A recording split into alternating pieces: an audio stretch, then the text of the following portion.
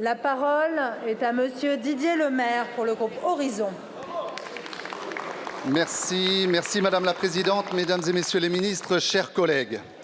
Dans la nuit de samedi à dimanche, Thomas, 16 ans, est décédé à la suite de ses blessures dans un village de la Drôme après une attaque d'une violence inouïe et sans motif apparent.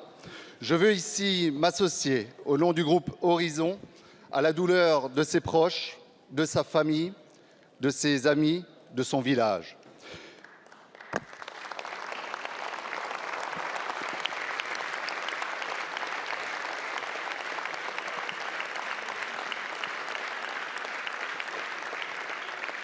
Nous vivons actuellement en France, que ce soit dans nos villages, nos villes, une période de tension sociale et de repli. Et cette attaque dans un petit village du sud de la France, ajoutée aux autres difficultés que rencontrent nos concitoyennes et concitoyens, au quotidien participe au climat anxiogène dans lequel nous évoluons depuis quelques mois. Ce climat, c'est aussi celui d'une violence et d'une pression toujours plus importante portée sur les femmes et les hommes qui consacrent leur vie professionnelle et bien trop souvent personnelle au service de nos concitoyens. Je pense ici aux élus, aux professeurs, policiers, gendarmes, sapeurs-pompiers, personnels soignants, celles et ceux qui ont été cités par mes collègues tout à l'heure. La nation a encore enterré un de ses professeurs il y a maintenant quelques semaines. Un maire sur deux ne souhaite pas se représenter en 2026. Qui va tenir notre nation lorsque plus personne ne s'engagera dans le vivre ensemble? Lorsque ces personnes, engagées ou non pour notre République, sont attaquées, agressées, caillassées, insultées, c'est l'intégrité de notre démocratie tout entière qui en pâtit. Aussi, il est indispensable que l'État apporte très rapidement des réponses et des solutions pérennes à cette situation afin de garantir la sécurité, la tranquillité et le bien vivre ensemble de toutes et tous en France. C'est pourquoi j'aimerais savoir, Monsieur le Ministre, ce que vous comptez faire pour endiguer ce phénomène. Je vous remercie. Merci beaucoup. La parole est à Monsieur Éric Dupond-Moretti, garde des Sceaux, ministre de la Justice.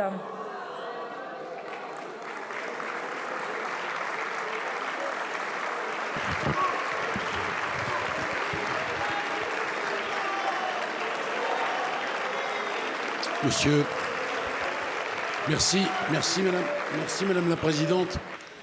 Monsieur le député Lemaire, vous irez bientôt en vacances, vous aussi. Monsieur le député. Allez, un peu de silence, s'il vous plaît. Monsieur le député Lemaire. D'abord, je voudrais m'associer évidemment aux propos de compassion que vous avez eus à l'égard de ce gosse qui est mort à l'âge de 16 ans. On pense évidemment tous à sa famille et je ne doute pas que dans quelques instants, certains tenteront d'exploiter de façon politicienne ce drame absolu. S'agissant des élus, j'ai demandé au procureur de la République des réponses fermes. Je ne veux pas me payer de mots, je veux vous annoncer des chiffres. En 2022, le taux de réponse pénale des infractions commises contre les élus s'élève à 98% contre 94% en 2017. À gravité égale, pour des faits de violence, le taux de prononcé d'un emprisonnement ferme est de 51% pour un quantum de 15,4 mois lorsque la victime est un élu, contre 23% et 8% en l'absence de 8 mois en l'absence de circonstances aggravantes. Le taux de déferment, monsieur le député, est de 51% lorsqu'il s'agit d'une victime qui est un élu, contre 11%, et le taux de mandat de dépôt